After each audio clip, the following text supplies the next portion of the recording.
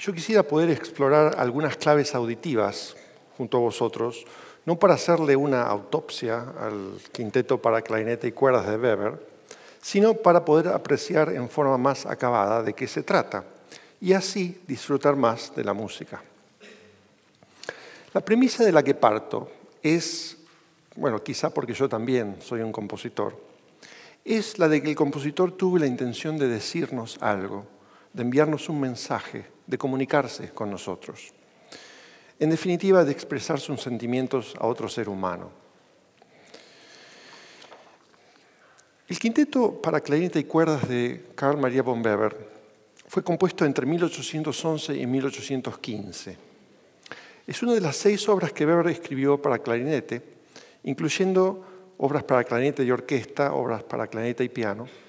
Y en este caso, porque es una obra para clarinete y cuerdas, pero como es tan difícil para el clarinete, el contenido virtuosístico tan importante, se ha dado en llamar un concierto de bolsillo o un concierto portátil, porque desde el punto de vista logístico es más fácil organizar un cuarteto de cuerdas que una orquesta.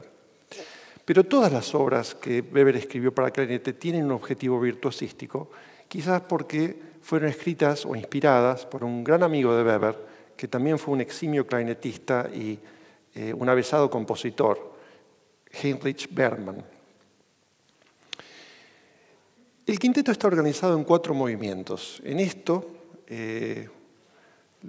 se parece o está entroncado con la tradición de la obra en varios movimientos, en la tradición tonal, empezando por la misa, pasando por la suite barroca, la sinfonía, la sonata, es decir, una obra en la cual vamos a tener una serie de capítulos que van a ser contrastantes, que van a referirse a diversos avatares de la historia.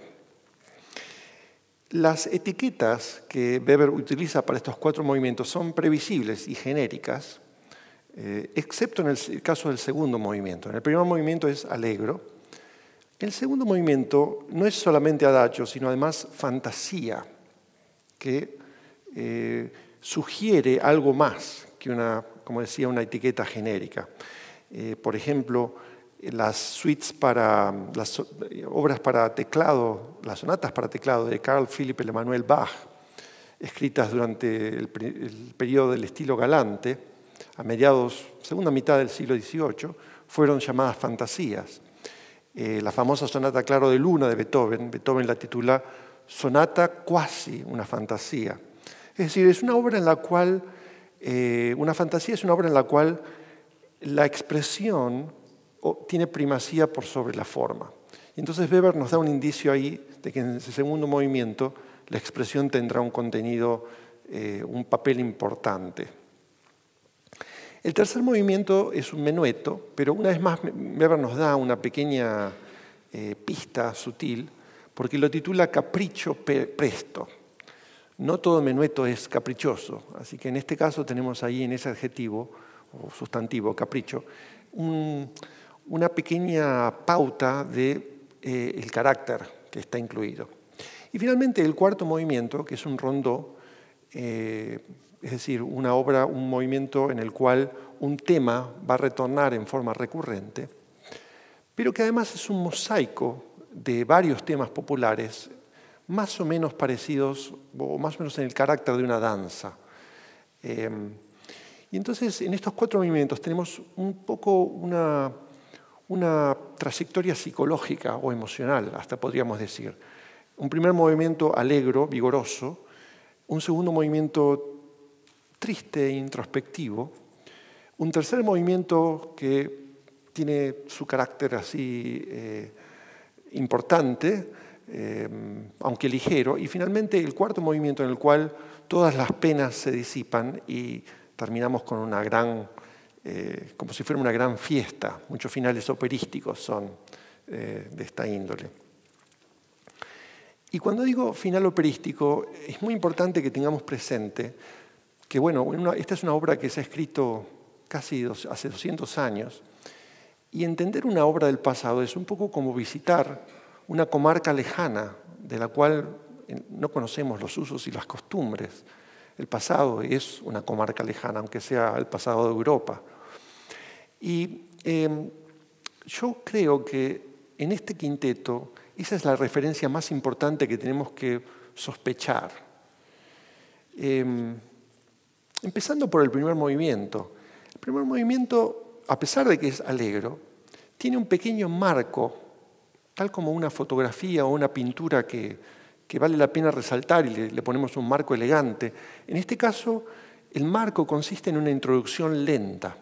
Esta introducción lenta aparece al principio, al final y al principio del desarrollo, y al final del desarrollo una vez más al principio de la recapitulación. Es decir, enmarca las secciones más importantes de la forma sonata, que es el primer movimiento. Y tal como en una obertura de una ópera, de entrada proyecta una cierta grandeza, una cierta majestuosidad, que después se complementa con lo que continúa el movimiento. Así que le voy a pedir al quinteto si por favor podemos escuchar tan solo quizás 4 compases de la introducción del primer movimiento.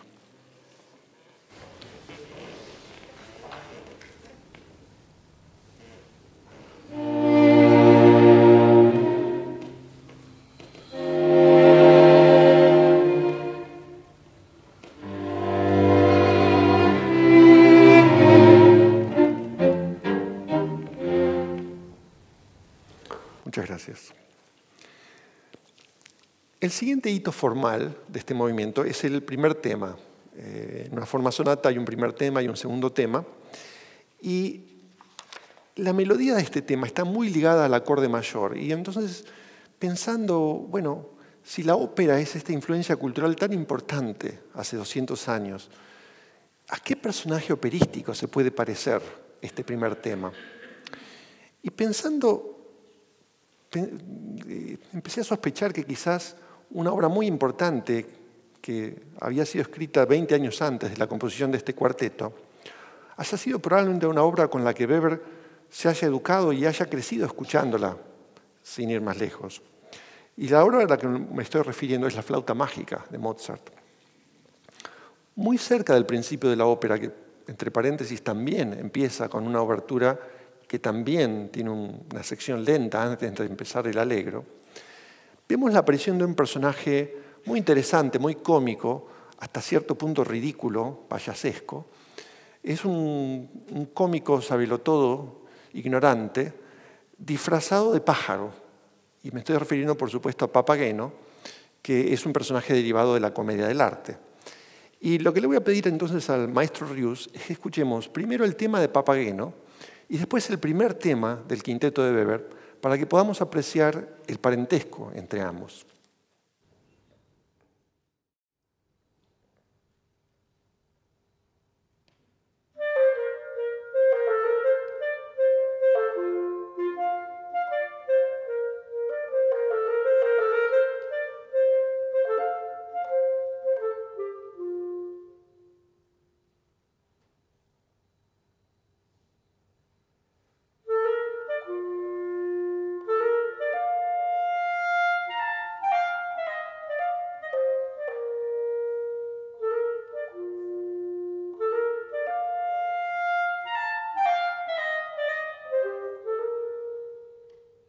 Muchas gracias. Así que bueno, evidentemente son 2 temas distintos, pero hay varios elementos en común. Las figuras con puntillo, el staccato, el carácter. Y no es difícil imaginarse en el caso de Weber, a pesar de que, por supuesto, es una melodía original, no es difícil imaginarse un personaje quizás caminando por el bosque, quizás con cierta alegría, cierta despreocupación. Podemos pensar en otros temas con un carácter similar que vinieron después, como por ejemplo Pedro y el lobo. Este podría también ser el tema de Pedro cuando está caminando por el bosque. Es decir, es un tópico estilístico común, del cual Weber hace uso en este caso. Y las audiencias de ese entonces seguramente percibieron la alusión. Luego de la presentación del primer tema, escuchamos lo que se llama un tema puente. Es una conexión entre el primero y el segundo tema. Y aquí vamos a escuchar una nueva idea musical que está representada por 2 motivos muy contrastantes. El primer motivo está presentado en el violín, es un arpegio de sol menor que recuerda un sinnúmero de temas característicos del Sturm und Drang, es decir, es una figura ascendente de mucha potencia, claramente masculina y claramente dramática porque está en el modo menor. A este tema, que vamos a escuchar en el primer violín, se sucede, a este motivo, mejor dicho, se sucede otro motivo en el clarinete, que son grupos de dos notas ligados, que yo creo que son hasta suplicantes. Es una figura por grados conjuntos descendentes y no es difícil, por lo menos a mí no me resulta difícil imaginar una dama en peligro en ese mismo bosque. Quizás una fiera apareció o algún tipo de peligro y la dama pidiendo socorro a nuestro héroe. Por favor.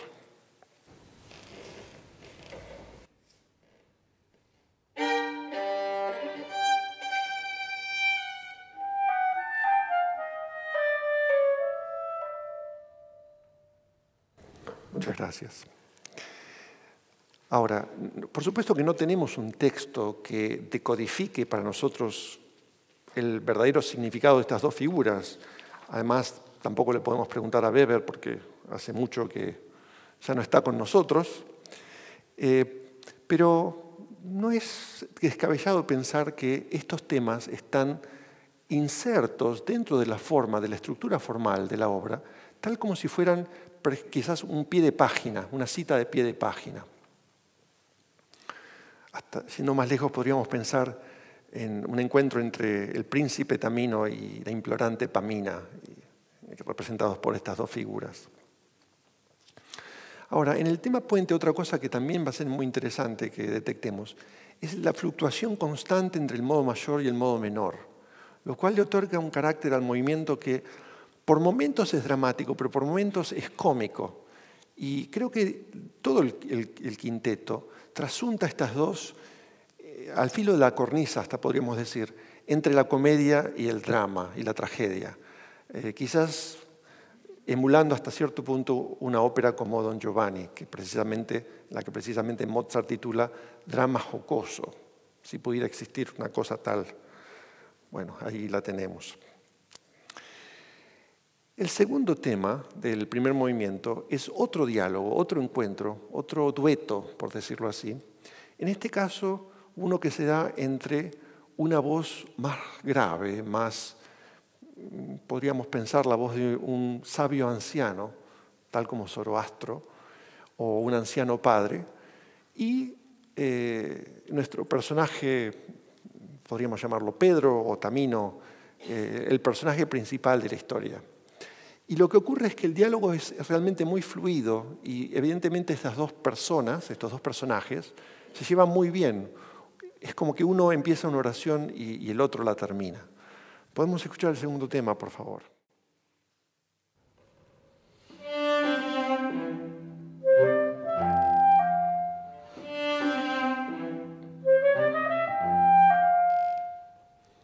Muchas gracias.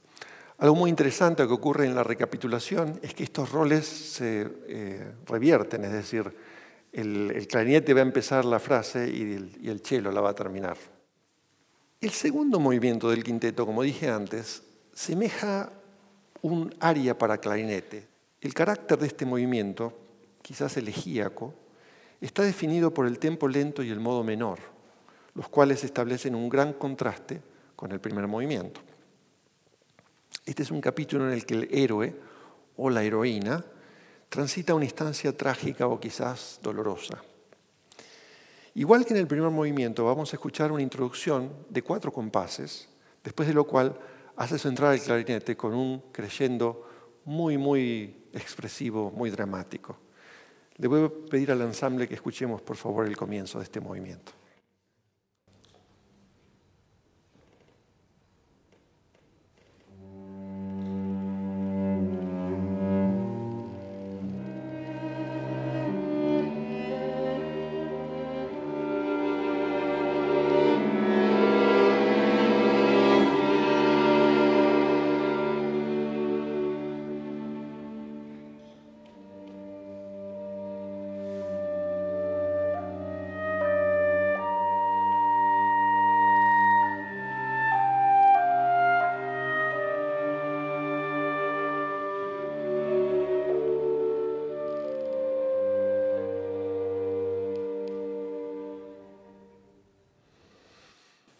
Muchas gracias.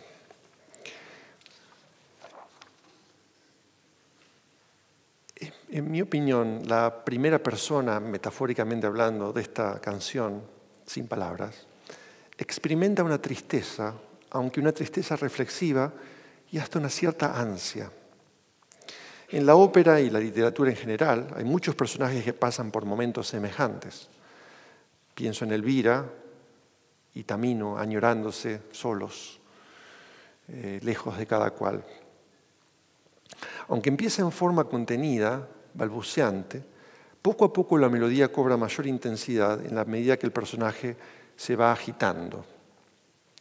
Una de las cosas que ocurre a medida que esta melodía se desarrolla con más y más fuerza es que se bifurca en dos registros, hacia el registro agudo y hacia el registro grave. Y esto ocurre también en el primer movimiento, de hecho, pero en el segundo se vuelve más dramático. Y para mí esto refleja dos niveles lingüísticos. Y voy a dar un ejemplo, voy a dramatizar un par de ejemplos para ilustrar lo que estoy diciendo.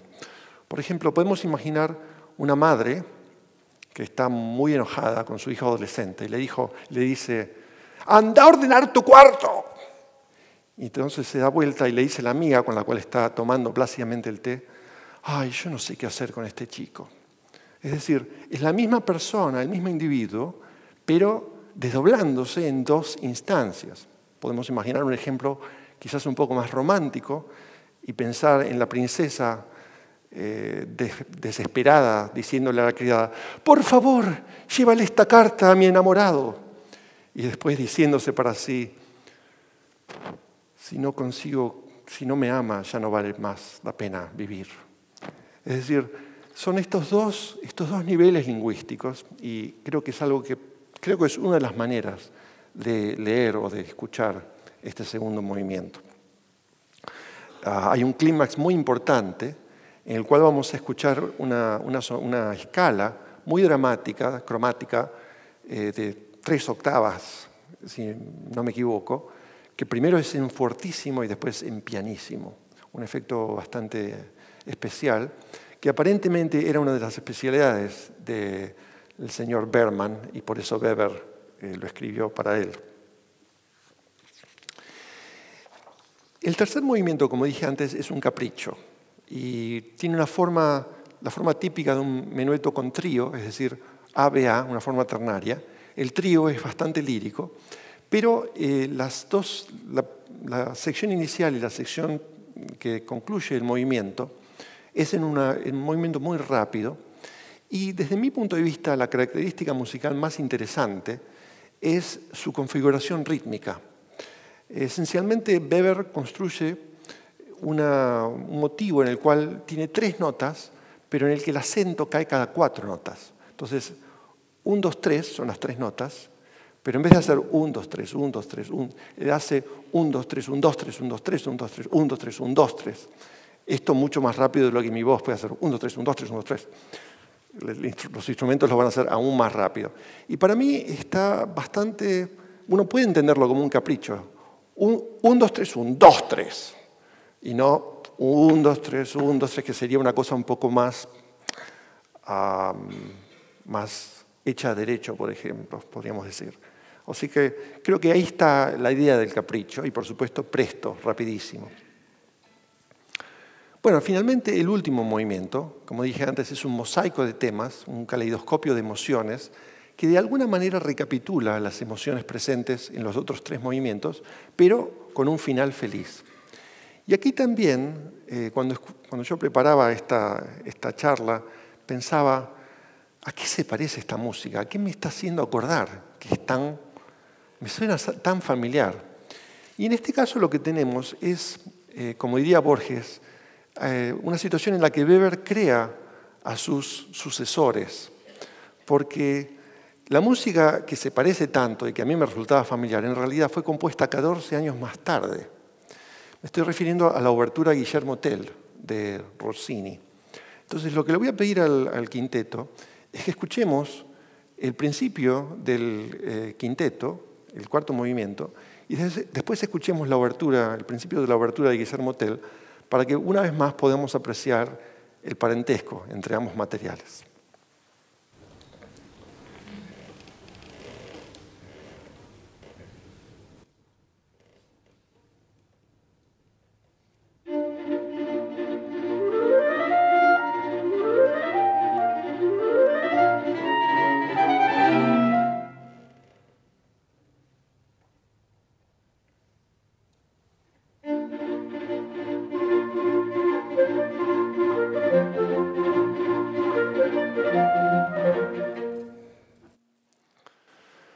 Bueno, una vez más, esta comparación no le quita ni a Weber ni a Rossini, pero lo que sí nos da la pauta nos permite por lo menos espiar, aunque sea correr el velo tan solo, el acervo cultural de hace 200 años, es decir, la cultura que se respiraba en Europa y estas referencias que eran comunes, tales como para nosotros puede ser el cine y la televisión hoy en día. Sin más, aprovecho entonces para dejarlos con el quinteto Opus 34 de Carlos María von Weber. Muchas gracias.